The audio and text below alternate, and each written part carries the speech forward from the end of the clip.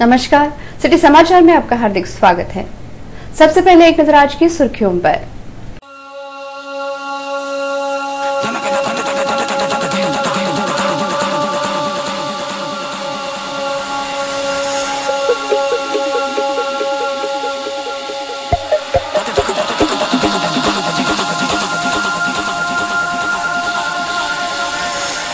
बालक को बचाने के प्रयास में इंडिका दुर्घटनाग्रस्त, 3 गंभीर।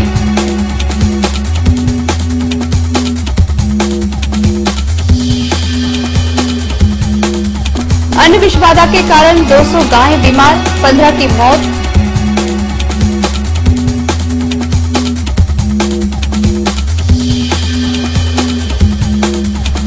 अतिक्रमण की दिखावटी कार्रवाई।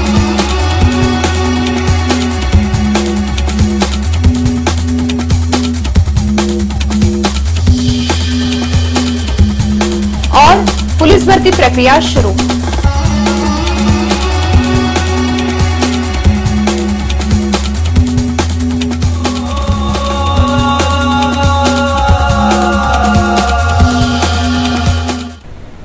नेशनल हाईवे क्रमांक 6 पर खिड़की के पास बालक को बचाने के प्रयास में इंडिका कार दुर्घटनाग्रस्त हो गई, जिसमें 3 लोग गंभीर रूप से घायल हो गए। अकोला के खड़की के पास नेशनल हाईवे क्रमांक 6 में एक बालक को बचाने के प्रयास में इंडिका कार बुरी तरह से दुर्घटनाग्रस्त हो गई, जिसमें 3 लोग गंभीर रूप से घायल हो गए। यह दुर्घटना बुधवार की दोपहर हुई। नागपुर निवासी जगदीश गिरी, मंगला गिरी व अभिजीत गिरी नेशनल हाईवे क्रमांक 6 से अपनी इंडिका कार से जा रहे थे, तब उनकी कार के सामने एक बालक आ गया, जिसे बचाने के प्रयास में इंडिका कार को अचानक ब्रेक लगाने पड़े। फलस्वरूप चालक का कार से नियंत्रण छूट गया और कार गहरे गड्ढे में उतर गई। इस दुर्घटना में गिरी परिवार के 3 सदस्य गंभीर रूप से घायल हो गए, जिन्हें ओजोन अस्पताल के अतिदक्षता विभाग में रखा गया है। इस दुर्घटना में इंडिका कार चकनाचूर हो गई। घटना की जानकारी पाते ही यातायात पुलिस सबसे पहले यहां पहुंची थी। शेगांव में श्री गोरक्षण संस्थान में विषाक्त भोजन के कारण 15 गायों की मौत हो गई तथा 150 गायों का स्वास्थ्य नरम पड़ गया। शेगांव में विषबाधा के कारण 15 गायों की मौत हो गई तथा 150 गायों का स्वास्थ्य नरम पड़ गया, जिसमें से 10 गायों की हालत चिंताजनक है। शेगांव में हरिभक्त परायण श्री इंद्रदेवजीत महाराज की भागवत कथा का आयोजन किया गया था, जिसका समापन मंगलवार 9 नवंबर को हुआ। इस कार्यक्रम में महाप्रसाद का भी आयोजन किया गया था। महाप्रसाद में बचा भोजन बुधवार 9 नवंबर को श्री गोरक्षण संस्थान को दे दिया गया। बासी भोजन खाने के बाद 15 गायों की मौत विषबाधा के कारण हो गई और 150 गायों का स्वास्थ्य नरम पड़ गया, जिसमें से 10 गायों की हालत चिंताजनक है। घटना की गंभीरता को देखते हुए मवेशी डॉक्टरों को बुलाया गया। डॉक्टरों ने बीमार गायों पर उपचार शुरू किया है। इस घटना को लेकर श्री गोरक्षण संस्थान के रमेश चांडक व डॉक्टरों ने जानकारी दी। इस घटना के कारण शेगांव में खलबली मच गई है। परवा रात्रीला इंद्रदेव महाराजच्या भागवत मधला वाचलेला प्रसाद जे आहे महाप्रसाद, ते त्यांनी रात्री 10 वाजता ट्रॅक्टरमध्ये इथे आणून टाकून दिलं ढोरांना। त्याच्यामुळे जवळजवळ 150 ढोरांना विषबाधा झालेली आहे। अकोला महानगर पालिका के अतिक्रमण विभाग की कार्यप्रणाली को लेकर प्रश्न चिन्ह पैदा हो गया है। सिंधी कैंप के खदान परिसर में अतिक्रमण के कारण ही राड़ा हुआ था। प्रसार माध्यमों ने भी महानगर पालिका के अधिकारियों को यह ज्ञात कराया था, जो काम अतिक्रमण विभाग का है वह उसने नहीं किया, जिसके कारण पुलिस को सिंधी कैंप का अतिक्रमण निकालना पड़ा और मनपा के अतिक्रमण विभाग की निष्क्रियता भी उजागर हुई। पुलिस प्रशासन ने समय रहते दखल ली, जिसके कारण सिंधी कैंप का तनाव ही कम नहीं हुआ, बल्कि बड़ी घटना भी टल गई। महीने भर के बाद अतिक्रमण विभाग की नींद खुली और उसने बुधवार को अतिक्रमण हटाओ अभियान चलाया। आयुक्त के आदेश पर यह अभियान चलाए जाने की जानकारी बाजार व अतिक्रमण विभाग के अधिकारियों ने दी। बाजार विभागामध्ये जे महानगरपालिकेने काही वर्षापूर्वी जे भाजी मार्केटसाठी गोठे बनवून दिलेले आहेत, तर जे फ्रूट धारक व इतर भाजीवाले आहेत ते आपल्या ओढ्यावर बसत नसून रोडवरच बसतात।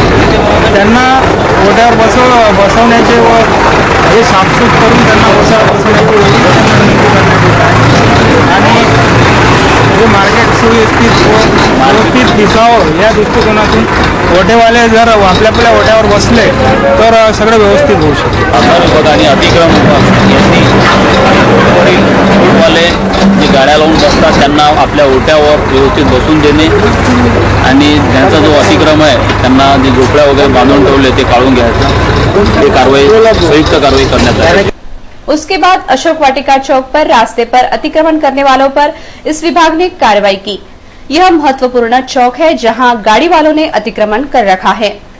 केवल आयुक्त के आदेश आने के बाद इस विभाग के अधिकारियों की नींद खुलती है।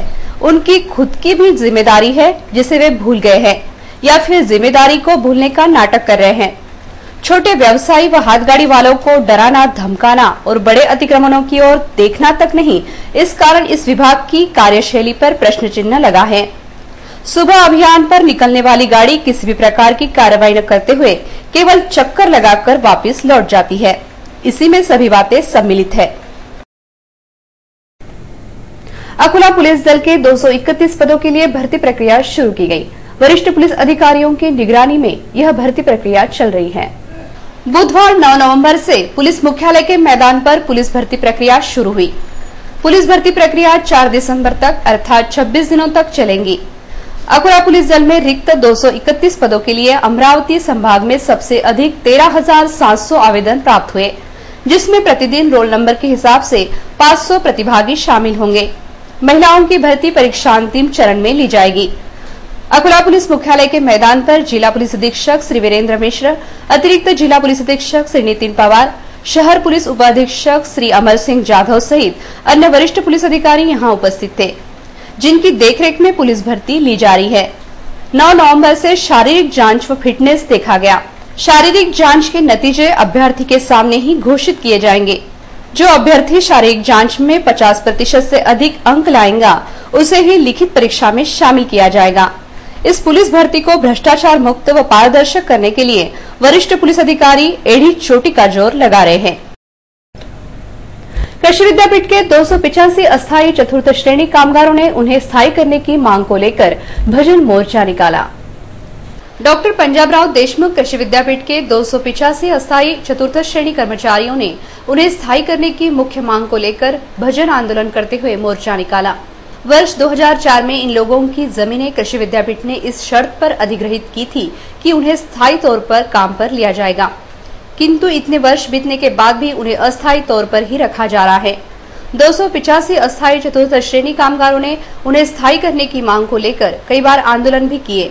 बावजूद इसके कृषि विद्यापीठ द्वारा किसी भी प्रकार की कार्रवाई नहीं की जा रही है, जिसके कारण 285 अस्थायी कर्मियों में तीखी नाराजी व्याप्त हो गई है। डॉक्टर पंजाबराव कृषी विद्यापीठामध्ये ज्या शेतकऱ्यांच्या, स्थानिक लोकांच्या शेतजमिनी विद्यापीठाने घेतल्या, संपत्ती विद्यापीठाने घेतली, या लोकांवर गेल्या अनेक वर्षांपासून जे प्रचंड अत्याचार सुरू आहेत, विद्यापीठ प्रशासनाकडून सुरू आहेत, पर्याय शासनाकडून सुरू आहे। आम्ही सतत 7-8 वर्षांपासून यांना न्याय मागण्याचा प्रयत्न करतोय। प्रत्येक वेळी आम्ही आंदोलन करतोय, पण आम्हाला चर्चेमधून काही निघत नाही। प्रत्येक वेळेला आम्हाला फक्त आश्वासन मिळत आहे।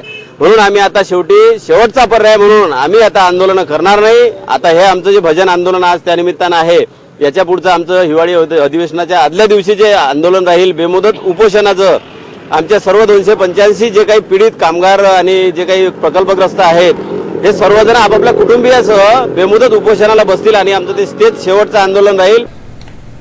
पातुर तहसील के चांदनी पुलिस थाने के अंतर्गत झरंडी गांव की महिला की संदिग्ध मौत के बाद पुलिस ने अपराध दाखिल किया। पातुर तहसील के चांदनी पुलिस थाने के अंतर्गत आने वाले झरंडी गांव में श्रीमती अनीता समाधान जाधव नामक विवाहिता की संदेहास्पद मौत हो गई थी। मृतका के सिर पर गहरा जख्म, सिर के दाईं ओर सूजन व छाती के पास चोट के निशान थे। महिला द्वारा पेड़ से झूलकर फांसी लेने के प्रयास में पेड़ की टहनी टूटकर महिला के कुएं में गिरकर मौत होने का दृश्य पैदा किया गया था। पुलिस द्वारा मृतका के परिजनों से मिलकर मामले को दबाने का प्रयास किया जा रहा था, परंतु सिटी न्यूज की पहल के बाद चांदनी पुलिस ने धारा 302, 304 के तहत मामला दर्ज किया है। इस प्रकरण में 2 वरिष्ठ पुलिस अधिकारियों ने जांच की। इस प्रकरण में संदिग्ध व्यक्तियों पर अपराध दाखिल किया है।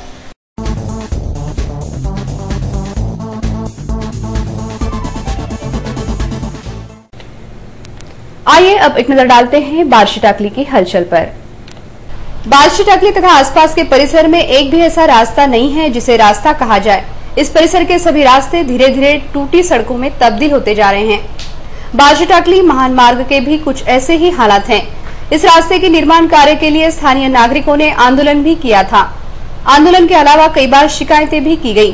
फलस्वरूप रास्ते का निर्माण कार्य तो नहीं किया गया, लेकिन मरम्मत की शुरुआत की गई। रास्ते के गड्ढे पाटने के लिए गड्ढों में गिट्टी डाली जा रही है। गड्ढों पर गिट्टी डालने के बाद उस पर कोलातार भी डाला गया, लेकिन यह काम इतनी कंजूसी के साथ किया जा रहा है कि रास्ता बहुत जल्दी फिर से खराब हो सकता है। रास्ते की इस तरह की मरम्मत देखने के बाद नागरिकों में खासी नाराजगी व्याप्त हो गई है। यहाँ के नागरिकों की मांग है कि इस रास्ते का नए सिरे से निर्माण कार्य किया जाए। बाशीटाकली गांव धीरे धीरे गंदगी तथा समस्याओं का पर्याय बनता जा रहा है, जिसकी वजह से यहाँ के नागरिक हलाकान हो चुके हैं। इस शहर की बाजार लाइन तथा प्रमुख रास्तों पर कचरों के ढेर तथा गंदगी का साम्राज्य है। कपड़ा बाजार से पुराना बस स्टैंड तक के रास्ते पर कचरों के ढेर नजर आते हैं, जो राहगीरों के स्वास्थ्य के साथ खिलवाड़ कर रहे हैं। गांव को स्वच्छ रखने का जिम्मा ग्राम पंचायत का होने की वजह से नागरिकों ने कई बार ग्राम पंचायत को सूचित भी किया, लेकिन संबंधित अधिकारियों ने इस ओर कभी ध्यान ही नहीं दिया। गांव की साफ सफाई को लेकर ग्राम पंचायत का जो रवैया है, उससे स्थानीय नागरिकों में नाराजगी व्याप्त हो गई है। संबंधित वरिष्ठ अधिकारियों ने इस ओर ध्यान देना चाहिए। अकुला के गड़ंकी परिसर में हजरत शाह जुल्फिकार बाबा का उर्स शरीफ मनाया गया। इस समय अनेक श्रद्धालु बड़ी संख्या में उपस्थित थे। अकुला के गड़ंकी परिसर में हजरत शाह जुल्फिकार बाबा का उर्स शरीफ मनाया गया। इस अवसर पर संदल शरीफ निकाला गया। इस संदल शरीफ में हजारों लोग श्रद्धा के साथ शामिल हुए थे। पुराना शहर के प्रमुख मार्गों से यह संदल शरीफ निकाला गया।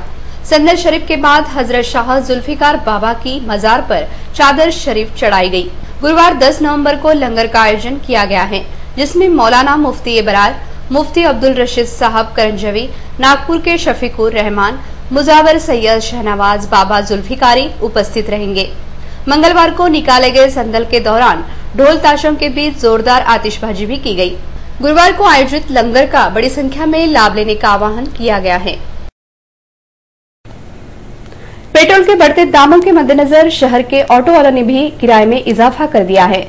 अब शहर के लोगों को 8 रुपए की बजाय प्रति सवारी 10 रुपए देने होंगे। लगातार बढ़ती महंगाई ने आम आदमी को चारों तरफ से घेर लिया है, जिसकी प्रतिक्रिया अलग अलग स्वरूपों में देखी जा रही है। इसी कारण शहर के ऑटो चालकों ने भी प्रति सवारी दाम बढ़ा दिए हैं। बरसों पहले 3 रुपए, फिर 5 रुपए, फिर 7 रुपए प्रति सवारी दाम तय किए गए, लेकिन पेट्रोल की लगातार बढ़ती कीमतों की वजह से ऑटो चालकों ने प्रति सवारी अब 10 रुपए भाव कर दिया है। वैसे देखा जाए तो ऑटो चालकों का यह फैसला उचित ही है, क्योंकि वे भी आम नागरिक हैं तथा उन्हें भी घर परिवार है। लेकिन पेट्रोल की बढ़ती दरों के दूरगामी प्रतिकूल परिणाम देखने को मिल सकते हैं। एक शहर से दूसरे शहर में ट्रकों में सब्जियां लाई जाती हैं, लेकिन पेट्रोल की बढ़ती कीमतों के कारण यातायात भी प्रभावित हो रहा है। फलस्वरूप सब्जियों के अलावा अन्य चीजें भी महंगी बिकेंगी। ऑटो चालकों की देखा देखी किरोसिन की कालाबाजारी करने वालों ने भी किरोसिन का भाव 50 रुपए प्रति लीटर कर दिया है। जो भी हो, शहर वासियों को अब 10 रुपए प्रति सवारी ऑटो चालकों को देने होंगे। इस समय कुछ ऑटो चालकों ने सिटी न्यूज को बताया। काहीच हरकत नाही, गैरवाजबी काही नाही। पेट्रोल दर वाढ झालेली आहे, त्याप्रमाणे आम्ही भाडे वाढवले आहेत, यात काही गैर नहीं। पेट्रोल के दर इतने बढ़ गए, ये 2 महीने में कुछ बोल भी नहीं सकते। पहले 60-70 रुपये था, अब 75 रुपये हो गया। ये 2 महीने में बढ़ गए पेट्रोल के रेट। हल्लीची महागाई लक्षात घेता आम्हाला काही पर्याय उरलेला नाही। पर्याय उरला नसल्यामुळे कारणानं आम्हाला ऑटो रिक्षावाल्याला फार त्रास होत आहे आणि पॅसेंजर जे वाहतूक करत आहे त्याच्यामध्ये त्यांना प्रवाशाला भी थोड़ा तकलीफ होता है, पण पेट्रोलचे दर वाढ झाल्यामुळे सर्वांना त्रास होता है। डॉक्टर व वार्ड बॉय की लापरवाही के कारण हृदयाघात के रोगी की मौत हो गई। अकुला के सर्वोपचार अस्पताल में डॉक्टरों की लापरवाही व वार्ड बॉय की अनुपस्थिति ने एक हृदय रोगी की जान ले ली। मंगलवार की दोपहर अनिल पवार नामक व्यक्ति को हृदयघात के कारण सर्वोपचार अस्पताल में दाखिल किया गया था। रात के समय हृदय रोगी अनिल पवार को उल्टी आई। उस समय वहां उपस्थित डॉक्टर ने रोगी को उल्टी बाहर करने को कहा। जब अनिल पवार कक्ष के बाहर उल्टी करने गए, तब वहीं उनकी मौत हो गई। उस समय अस्पताल में कोई वार्ड बॉय नहीं था। हृदयघात के रोगी को उल्टी करने के लिए बाहर भेजने के कारण यह घटना हुई। इस घटना के कारण रात के समय सर्वोपचार अस्पताल में कुछ समय के लिए तनाव की स्थिति पैदा हो गई थी। पुलिस भर्ती भ्रष्टाचार मुक्त व पारदर्शक होंगी, इस प्रकार की जानकारी जिला पुलिस अधीक्षक ने सिटी न्यूज से बोलते हुए दी। अकोला जिले में पुलिस सिपाही भर्ती प्रक्रिया आरंभ हो गई है। यह भर्ती प्रक्रिया भ्रष्टाचार मुक्त व पारदर्शक ही होंगी। इस प्रकार की जानकारी जिला पुलिस अधीक्षक श्री वीरेंद्र मिश्र ने पुलिस मुख्यालय में आयोजित संवाददाता सम्मेलन में दी। उन्होंने प्रत्येक आने वाली शिकायतों की दखल लेने के लिए समिति स्थापित करने की जानकारी भी दी। पुलिस के 231 पदों के लिए 11,923 पुरुष व 1,777 महिलाओं ने आवेदन किया है।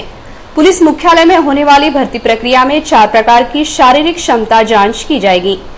इस संवाददाता सम्मेलन में अतिरिक्त जिला पुलिस अधीक्षक श्री नितिन पवार भी उपस्थित थे। 11/11 पासून आपण या ग्राउंडवर पोलीस भरती 2011 ची शारीरिक चाचणी घेणार आहोत। प्रत्येक दिवशी आपण 500 उमेदवारांची शारीरिक चाचणी घेणार आहोत।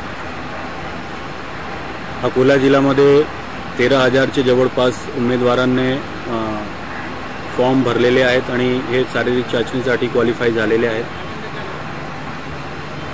आपण ही शारीरिक चाचणी पूर्णतः पारदर्शीरित्याने आणि भ्रष्टाचार विरहित घेणार आहोत। भ्रष्टाचार मुक्त अशी राहील याच्यासाठी आपण उपाययोजना केलेली आहे आणि जे उमेदवार इथे येतील त्यांच्यासाठी जे काही सोय होऊ शकेल ते प्रत्येक सोय पुलिस विभागाने केलेली आहे। बोरगांव मंजू का प्राथमिक स्वास्थ्य केंद्र मरीजों के लिए सुविधा प्रदान करने वाला नहीं है। यहाँ के अधिकारी व कर्मचारी मरीजों की हमेशा अनदेखी करते हैं।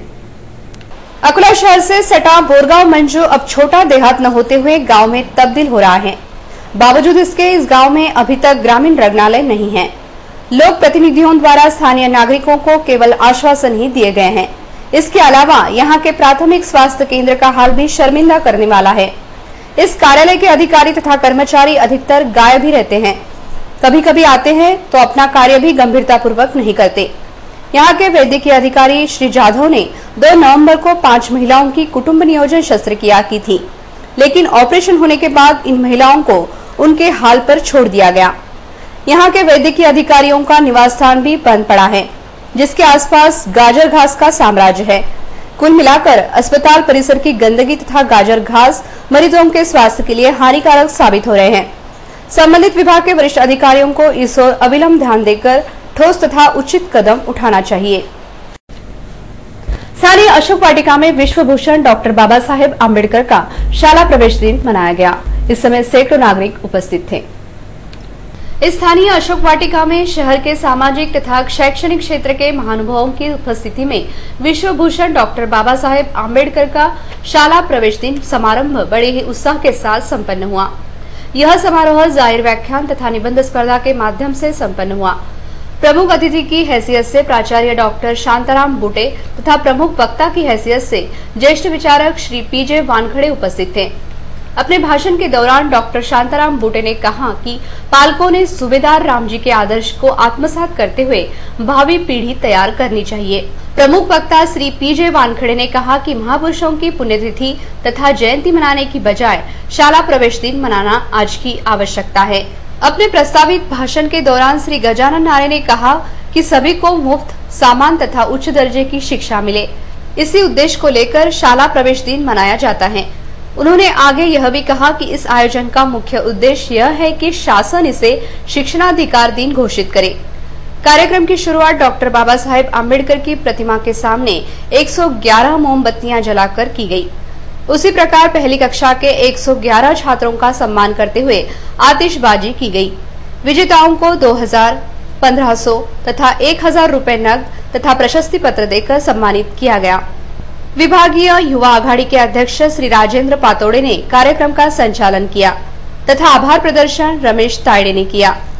कार्यक्रम की सफलता के लिए doctor Gajanan Nare, Mukund Bhalsakle, Mahendra Raut, Satish Ambhore, doctor Harshvardhan Malokar, advocate Balasaheb Wakhare, advocate Pravin Tayde, Pankaj Jayle, doctor Mahendra Pradhan, Ashok Sharma, प्राध्यापक धैर्यवर्धन पुणकर, डॉक्टर धर्मेंद्र राउत, प्राध्यापक चंदू सिरसाट, चंद्रकांत उपलवार, डॉक्टर प्रिया डोंगरे, प्रभाताई सिरसाट, प्राध्यापक Ranjit Ingle, Suresh Kokane, advocate Chandrakant Wankhade, doctor YD Khan, Buddharatna Ingole, Nirbhay Pohare तथा अश्वजीत सिरसाट ने अथक परिश्रम किए।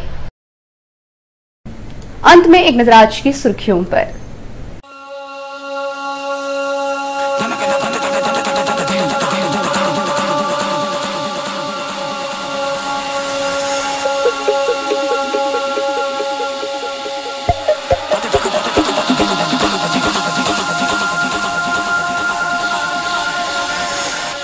बालक को बचाने के प्रयास में इंडिका दुर्घटनाग्रस्त, 3 गंभीर।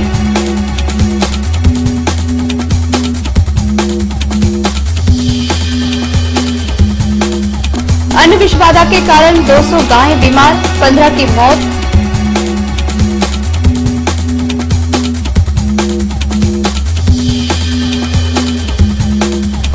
अतिक्रमण की दिखावटी कार्रवाई।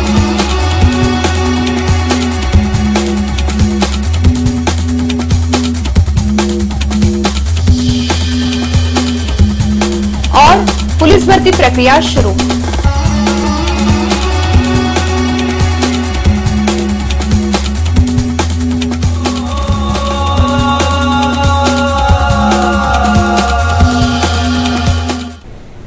फिर मिलेंगे शहर की ताजा जानकारी तथा महत्वपूर्ण घटनाओं के साथ। नमस्कार।